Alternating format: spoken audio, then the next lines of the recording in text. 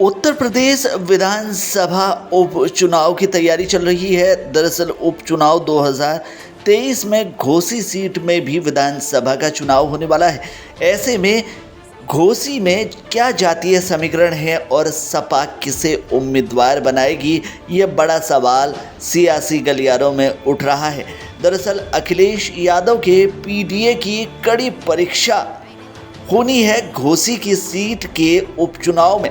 आपको बता दें कि साल 2022 में यूपी विधानसभा चुनाव में घोसी सीट पर समाजवादी पार्टी से दारा सिंह चौहान ने जीत हासिल की थी। दारा सिंह चौहान को कुल 1,08,430 वोट मिले थे। अब जबकि उत्तर प्रदेश की घोसी विधानसभा में होने वाले उपचुनाव के लिए तारीख की घोषणा हो चुकी है। आपको बता दें कि घोसी में अब 5 सितंबर को वोटिंग होगी, वहीं 8 सितंबर को रिजल्ट आएगा। तो सवाल उठ रहा है कि अब घोसी विधानसभा सीट से समाजवादी पार्टी का प्रत्याशी कौन होगा। दरअसल समाजवादी पार्टी के विधायक रहे दारा सिंह चौहान ने पार्टी और अपने पद से इस्तीफा दे दिया है और इस वजह से घोसी सीट खाली हुई है। दारा सिंह चौहान अब बीजेपी में शामिल हो गए हैं।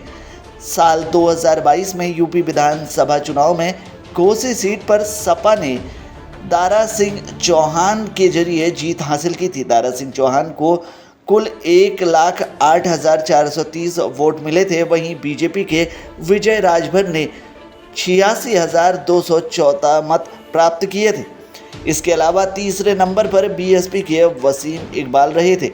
वसीम इकबाल को 54,248 वोट मिले थे। ऐसे में दारा सिंह चौहान के सपा और विधायकी से इस्तीफे के बाद एक बार फिर से घोसी सीट पर उपचुनाव होने जा रहा है।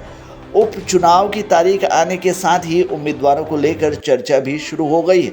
बहुत संभव है कि बीजेपी की ओर से दारा सिंह चौहान को ही उम्मीदवार बनाया जाएगा। इस बीच सबकी नज़र सपा पर है कि पार्टी किसे प्रत्याशी बनाती है।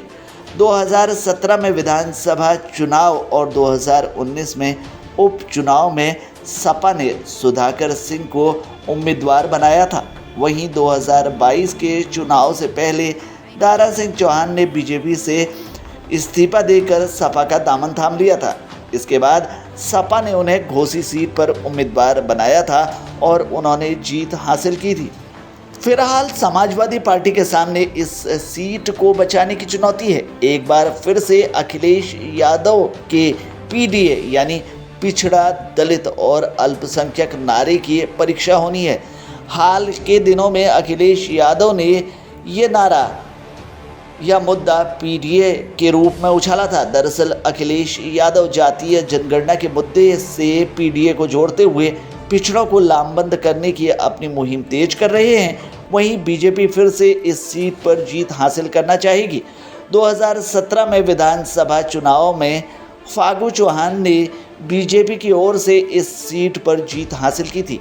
फागू चौहान के राज्यपाल बनने के बाद 2019 में उपचुनाव हुआ, जिसमें विजय राजभर बीजेपी के थे, उन्होंने जीत दर्ज की थी। ऐसे में सपा और बीजेपी दोनों की प्रतिष्ठा दांव पर होगी।